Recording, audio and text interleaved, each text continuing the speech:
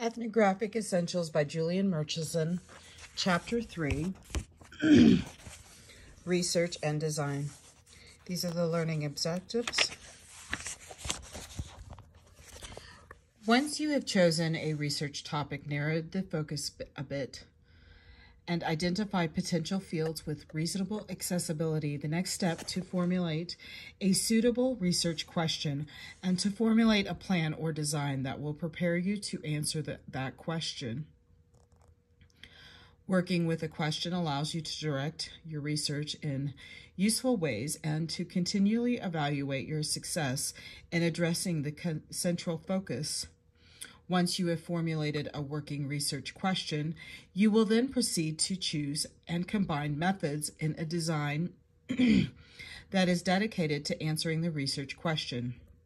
Different types of questions will require different sorts of methods to acquire the necessary ethnographic information and yield productive analysis. This chapter will lay out the process of developing a suitable research question and choose appropriate methods to answer that question. Turning an idea or topic into a research question.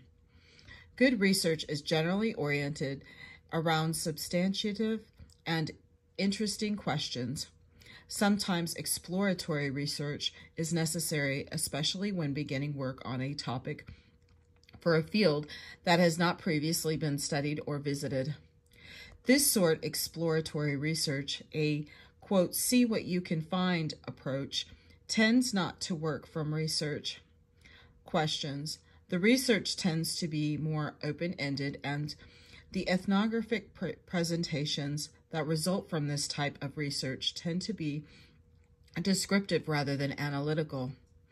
The text focuses on producing a thoroughly analytical final ethnography.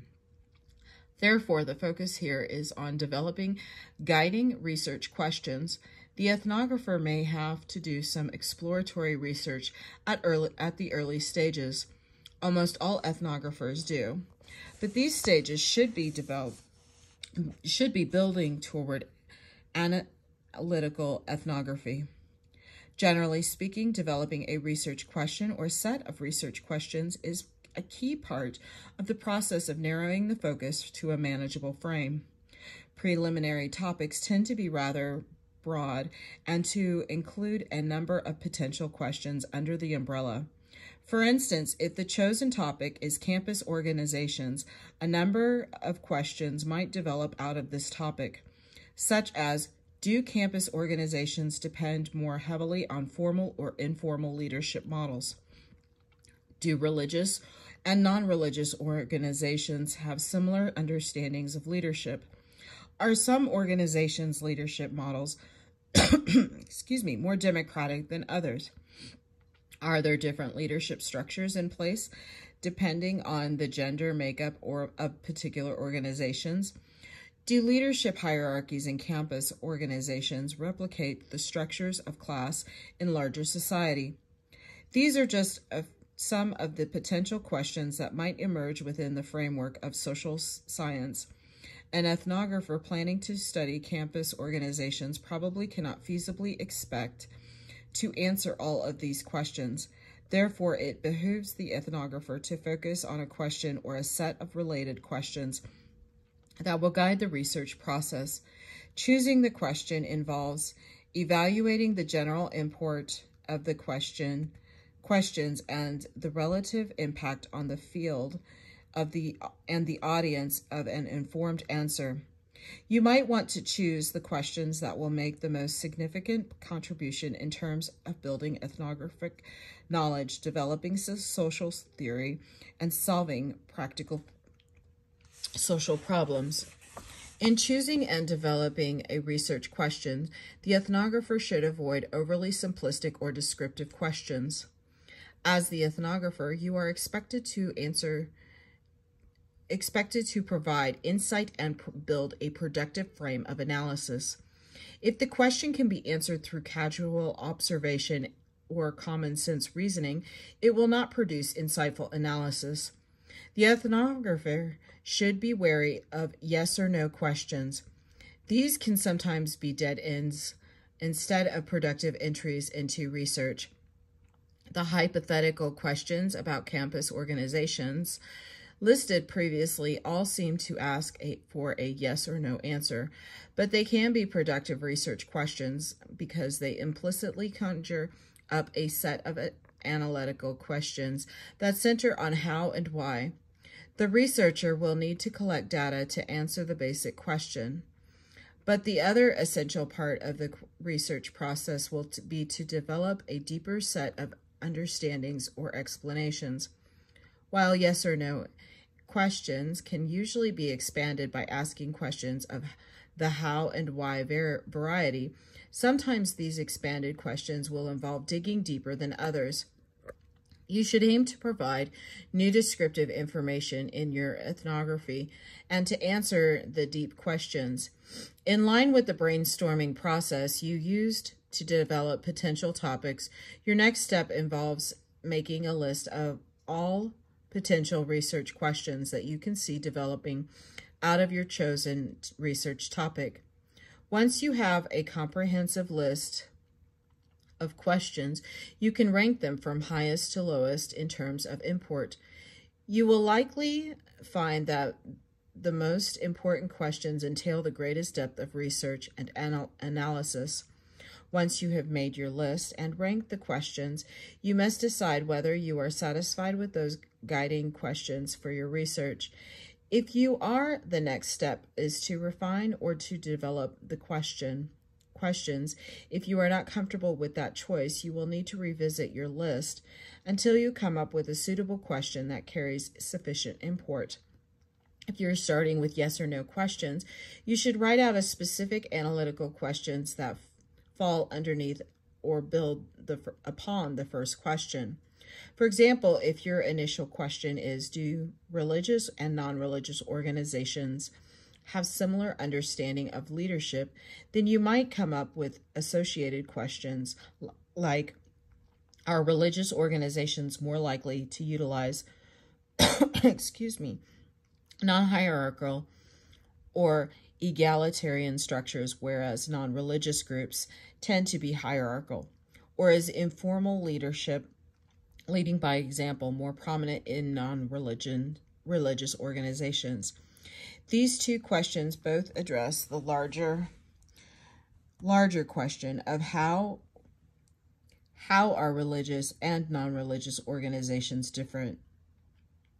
Specific information will require to answer these questions.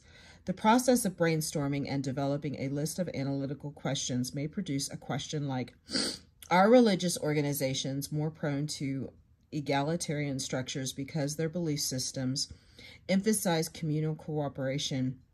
Or does the formal structure of most religious organizations mean that there is less room for informal leadership?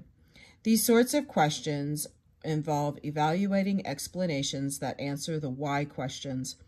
Making these how and why questions explicit in specific forms relate to your topic is an important step that will benefit the entire research process. Here's questions and hypotheses.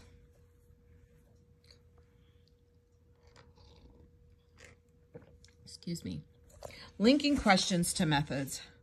Once you have developed a productive analytical research question or set of research questions, the next step is to choose the research methods that best allow you to answer these questions. The types of questions being asked and the type of information needed to answer the questions will determine a large extent of the methods that the ethnographer will employ.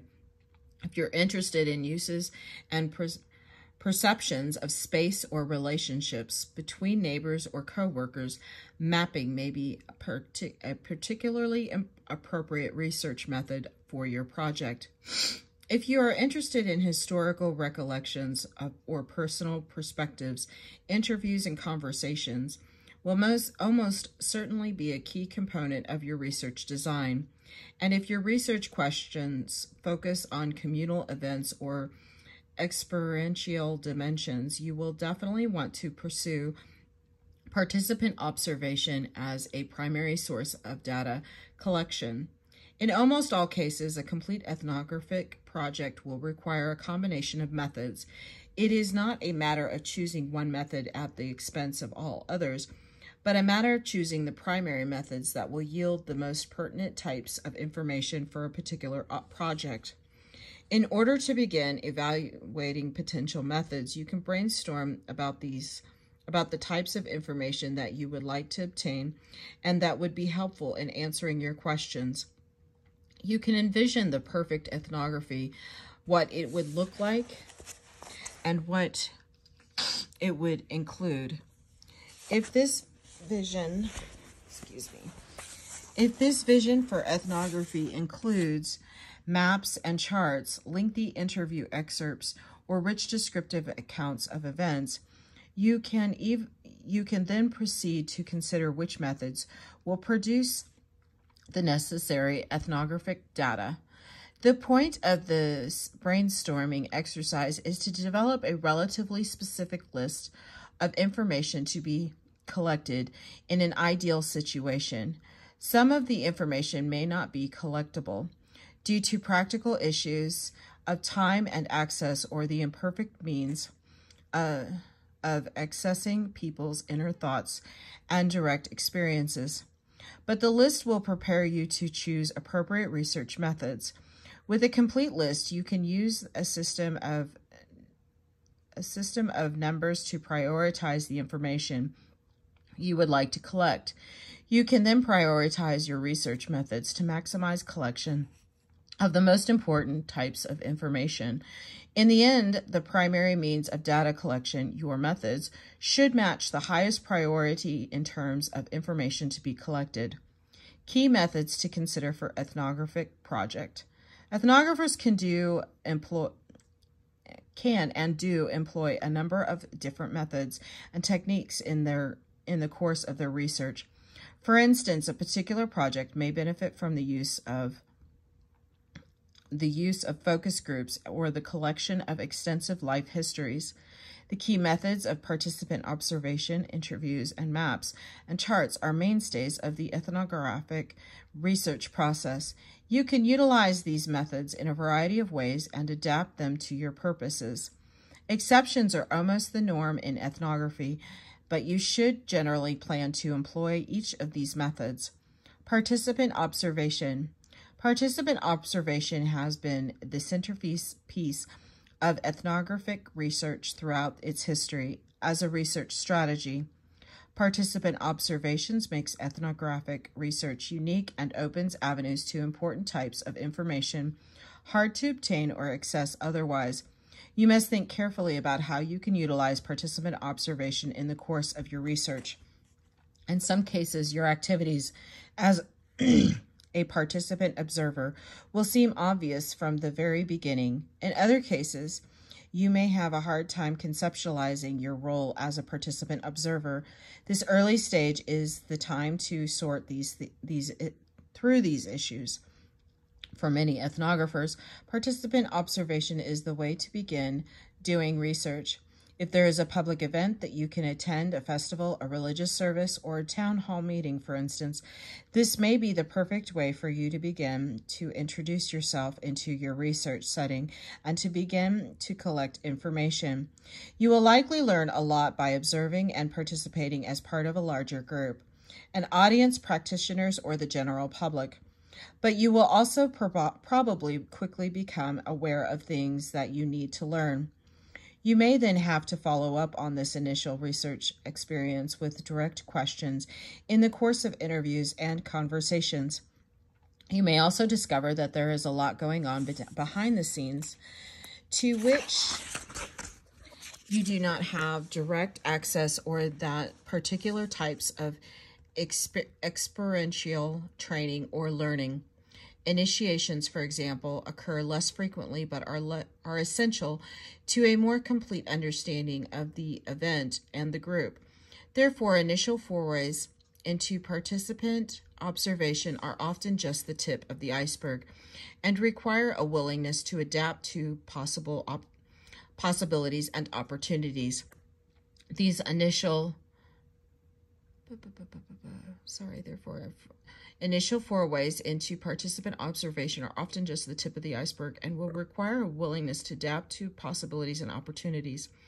Sorry, I repeated that. The initial stages will likely also involve a higher emphasis on observation, while dimension of participation will develop during the course of the research as you acquire knowledge and develop working relationships with your informants. Ideally, you will identify a regular event or series of events that you can attend as a participant observer as a cornerstone of your research plan. This sort of regular planned participant observation will help you get started, help structure your research, and help you build relationships with potential informants. You will notice and record different things during the course of your participant observation and similar events.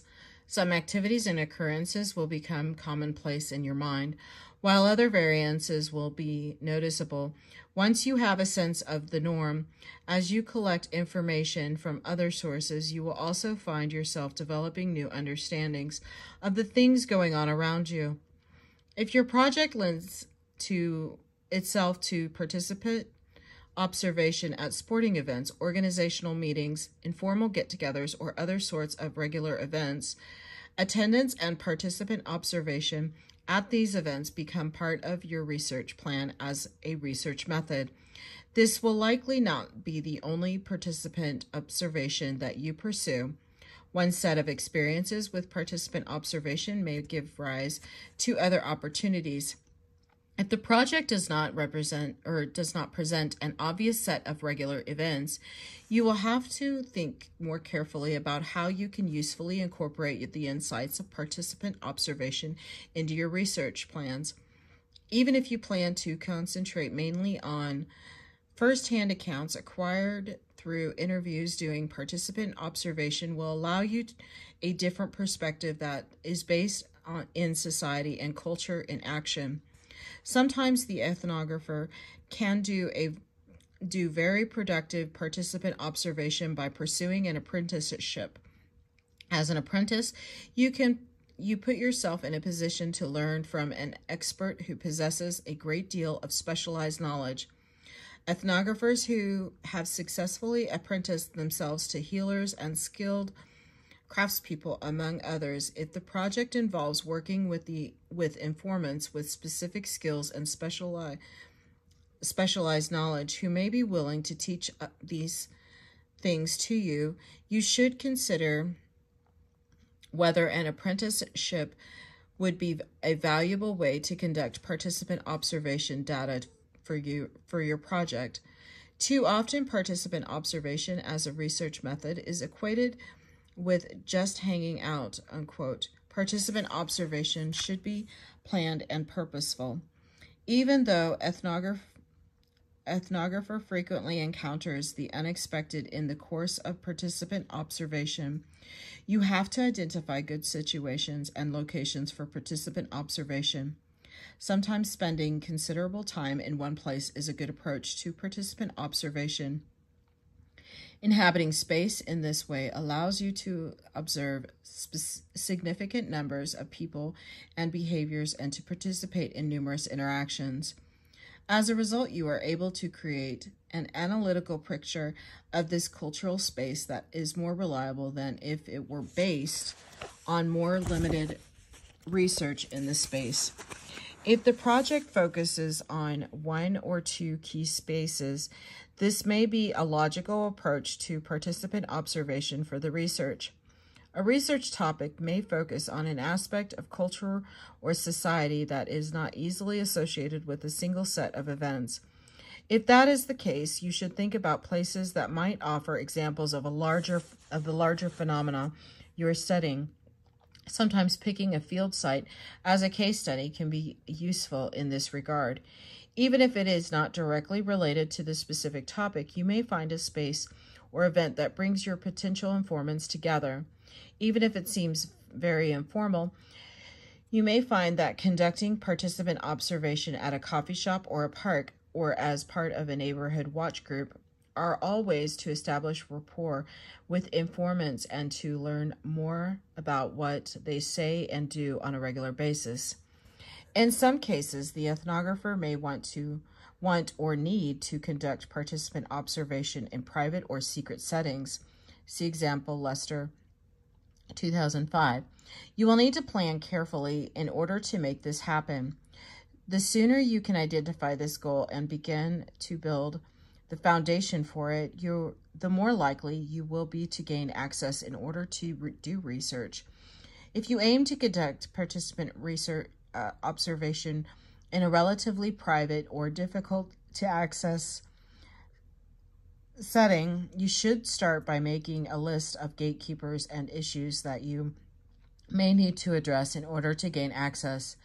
You should be frank about your goals, but avoid being too pushy or insisting on access to which you do not have a predetermined right. In many cases, ethnographers have been made privy to the personal, private, and secret sides of things without directly seeking them out. As you build trust-based working relationships, informants may choose to include you in these aspects of their lives.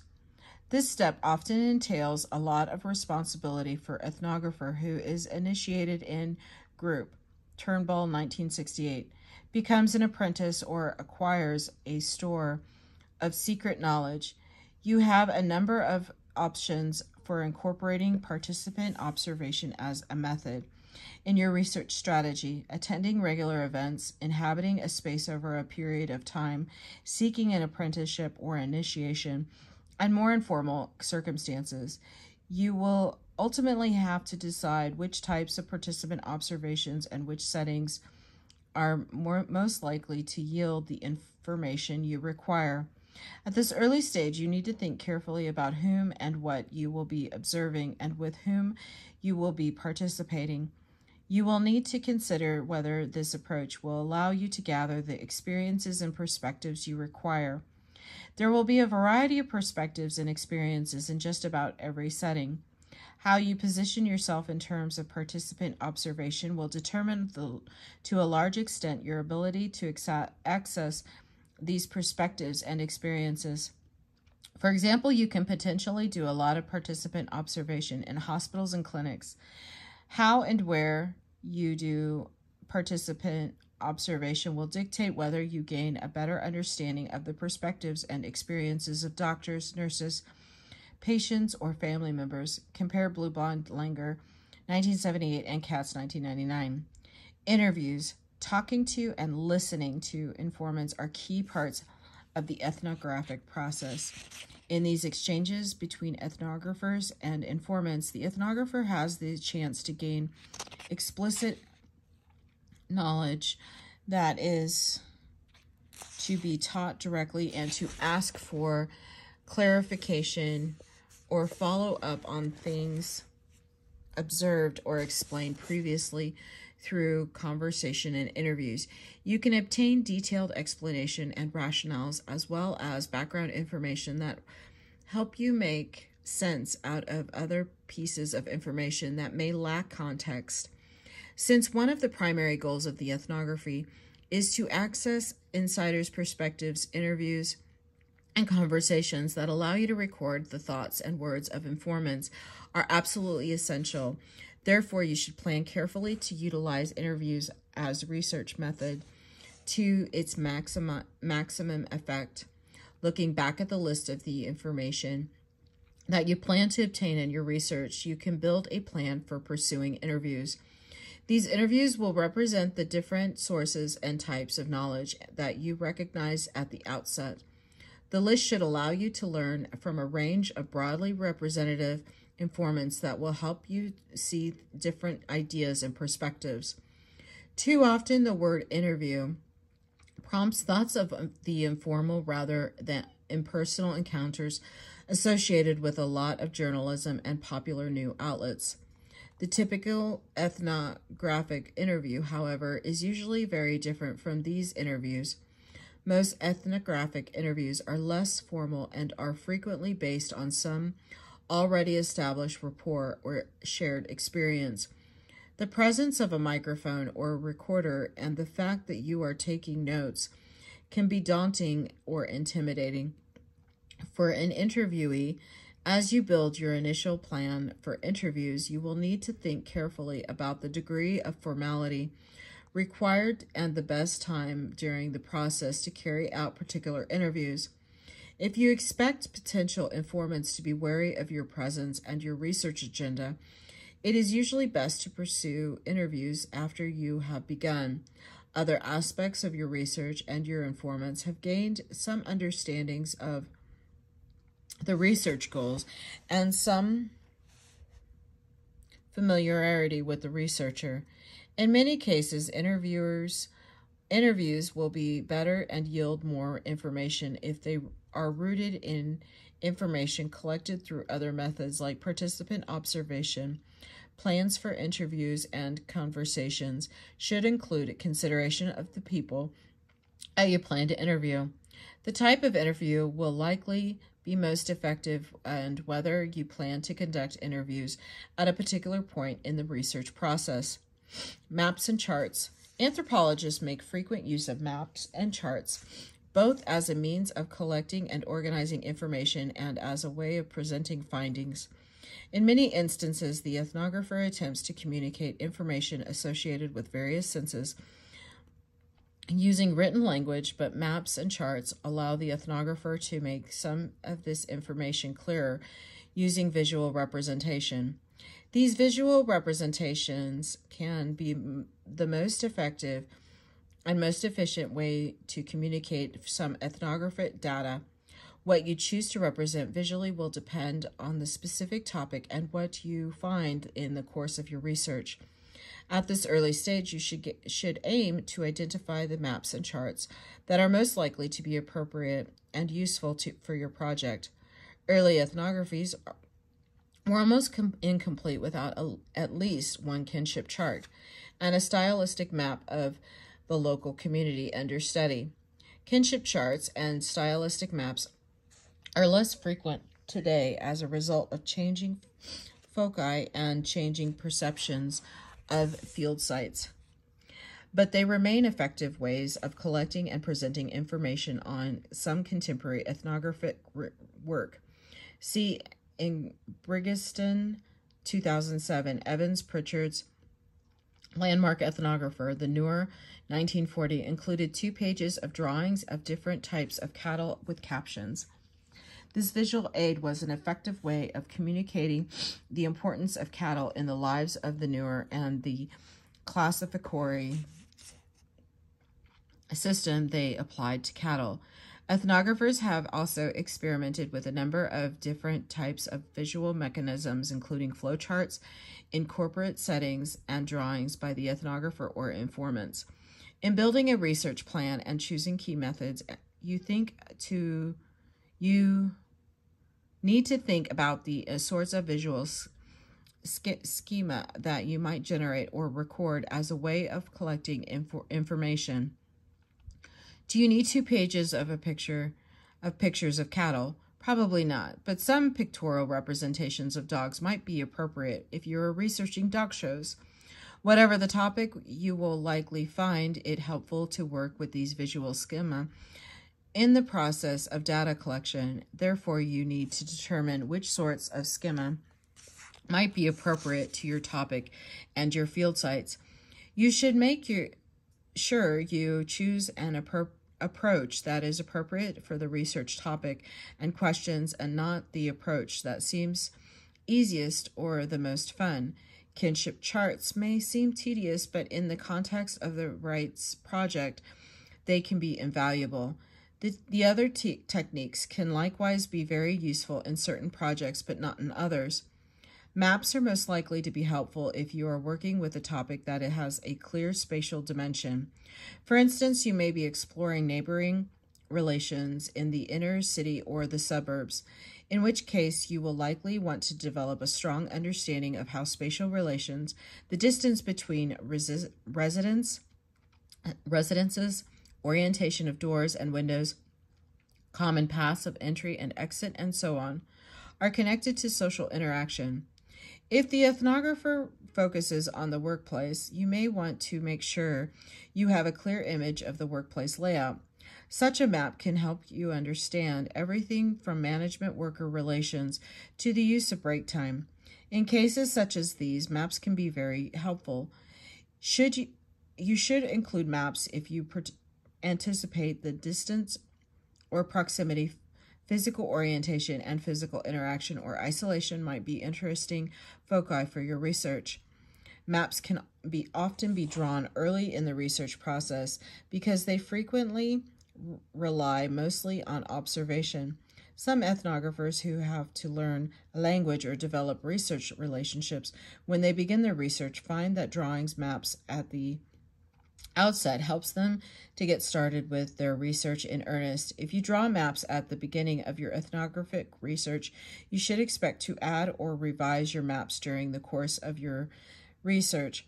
Your own experiences and learning from informants will almost certainly lead you to see certain aspects or perspective differently, and may even cause you to change your sense of scale or perspective.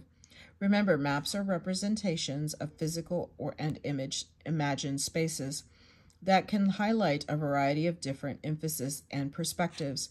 Kinship charts will help be most useful if the project involves examining social relationships among networks of people. You may already know or suspect that kinship plays a role in determining social obligations and defining social boundaries in your,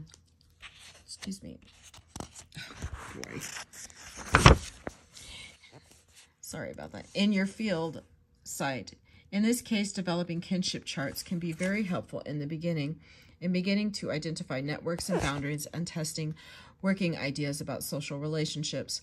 Too often we expect kinship relationships to be most relevant in small-scale communities, but kinship is actually a much more pervasive social phenomena. As people around the world negotiate the complexities of contemporary societies, many of them continue to draw on kinship in important ways to rework traditional kinship networks and obligations. McCurdy, 2008. These networks and obligations should be explored by ethnographers. The ethnographer should also be aware of the possibility of fictive kinship ties that can be important and enduring. From churches where members refer to each other as, quote, brother and sister, unquote, to the Hira households in India that recreate mother-daughter relationships, Nanda, 1999, to organizations like fraternities and sororities that intentionally and explicitly invoke the language of kinship, ethnographers should pay close attention to the role of kinship and consider creating charts that help them to keep track of kinship ties and relationships. Ethnographers have found that seemingly similar kinship relationships often carry different meanings and obligations depending on the cultural context. Kinship charts can help ethnographers ask important questions about these meanings and obligations in the course of their research. If you know or suspect that kinship plays a role in the social phenomena that you are researching, you should plan to develop one or more kinship charts. You will want to think carefully about whether one kinship chart will be sufficient for your purposes or whether you will need to construct multiple charts to represent different individual groups or networks. Like mapping, drawing kinship charts can sometimes be a useful way for the novice ethnographer to begin the research process. Informants are often very interested in talking about their families and explaining their importance. Therefore, kinship charts may be a key initial method if you are entering a field site that is new to you. Keep in mind, though, that in some cases, both names and kinship relationships can be private and secretive.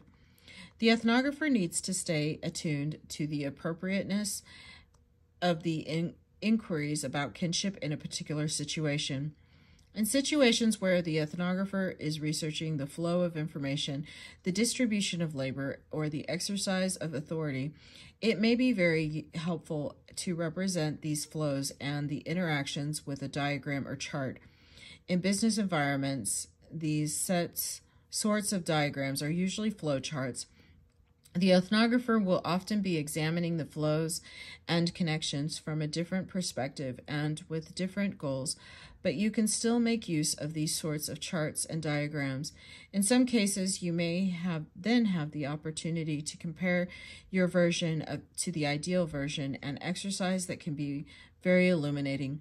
Classical anthropological ethnographies often included diagrams of units like tribes, unquote, Evans Pritchard's 1940 multiple visual representation of segmentary lineage organization and chiefdoms, typically a pyramid from state-level bureaucracies to other organizations.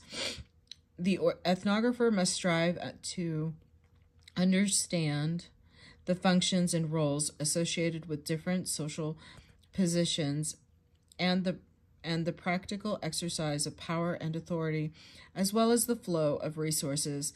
These different components can often be usually represented with a diagram. Once you have developed a working diagram and chart, you can then continue to verify how well it represents the continued occurrences within these situations. One of the most famous diagrams of flows in the history of ethnography comes from Malinowski's Argonauts of the Western Pacific, 1922, using a map to show the flow of trade goods in opposite directions through the Trobriand Islands. Malinowski was able to describe the, quote, Kula ring as a process through which local leaders gained prestige by controlling the trade of particular items. The visual organization of the material helped to make Malinowski's discussion key a key contribution to early anthropology and the study of politics and economics.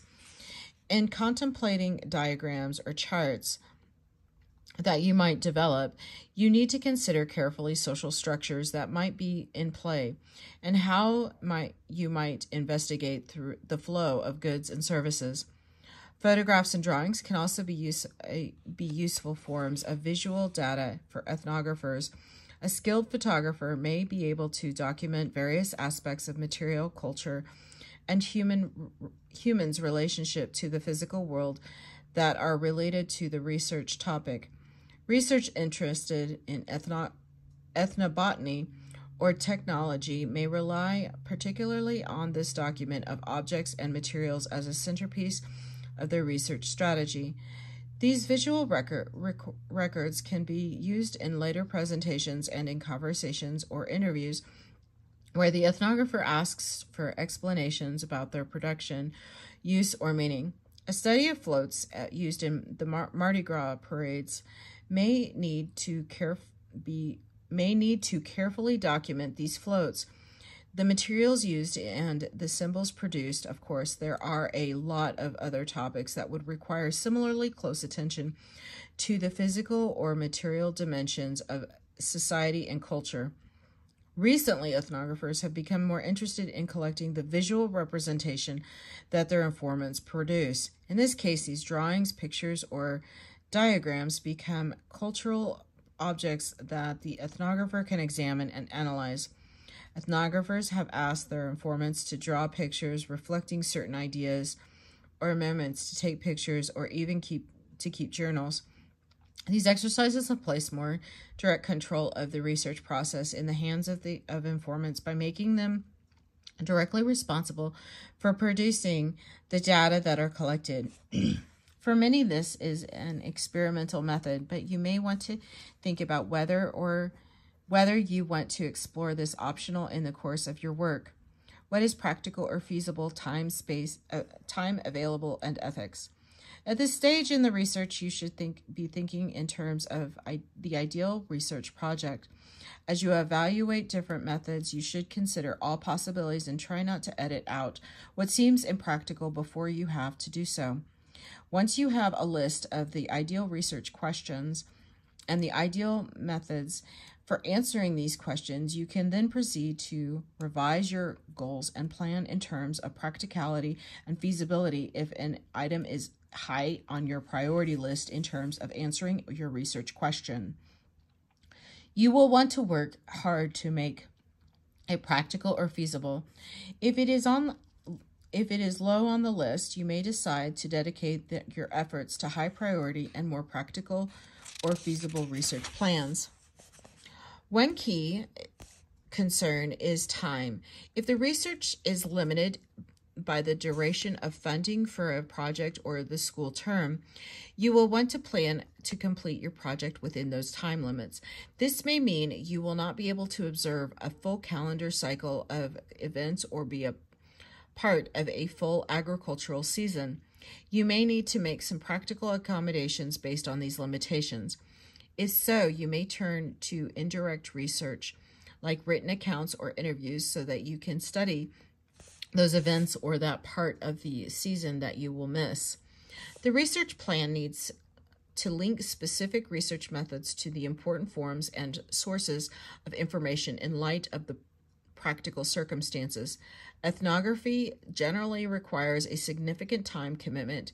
You cannot be successful without making that commitment, but you probably have other commitments like school and work. You will not be able to conduct participant observation at events that occur during your calculus class or your shift at work unless you make special arrangements. You need to make sure that 1, you set aside and dedicate enough time to make your ethnographic project successful, and 2, that you can navigate and balance your research responsibilities with your other obligations. You want to set your project up to be a success, and time is a crucial element.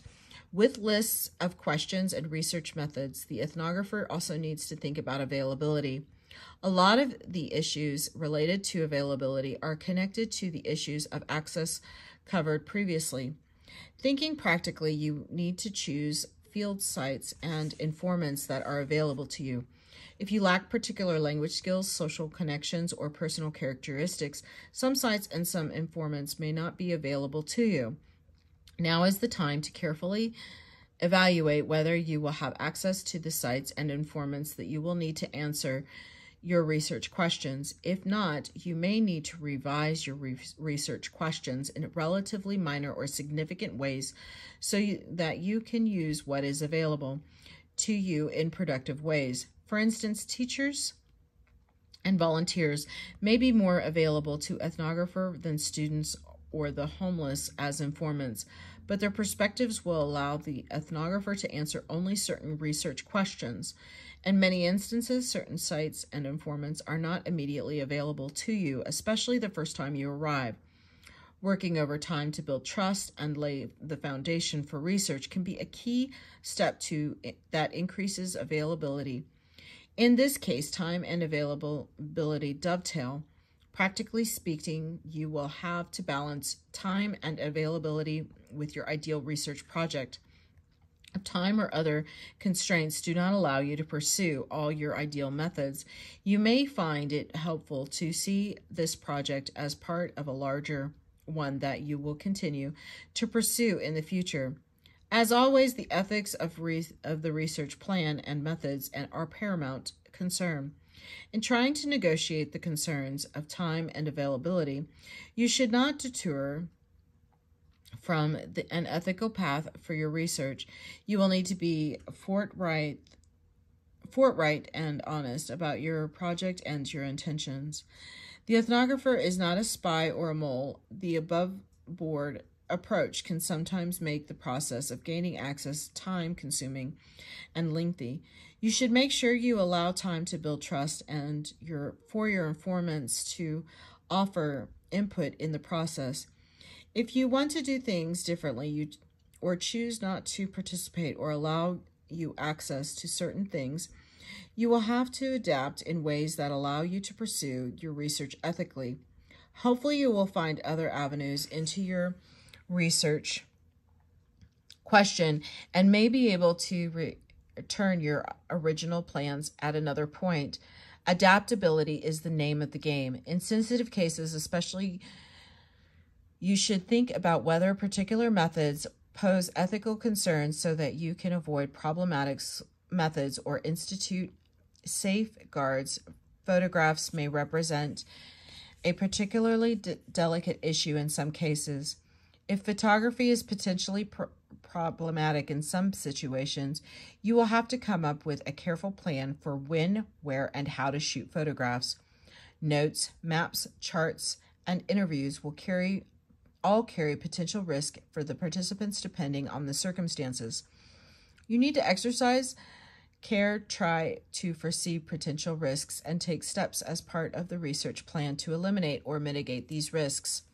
Summary: research design enables you to ensure that you collect necessary and relevant information in the appropriate ways. The first step in this process involves turning a topic into a research question or set of questions. Good research questions lead from the descriptive to the analytical and address deeper questions of how and why. With guiding research questions, you can identify the types of information you need to collect to answer these questions and to decide on your research methods with those ends in mind. Ethnography as a research strategy almost always involves a combination of three key methods: participant observation, interviewing, and constructing visual representations like maps and charts. Therefore, the research design involves figuring out how best to combine these methods and when to supplement them with additional methods. Both practical and ethical issues are important concerns in determining the feasibility of a given research plan. This is the end of Chapter 3. Thank you.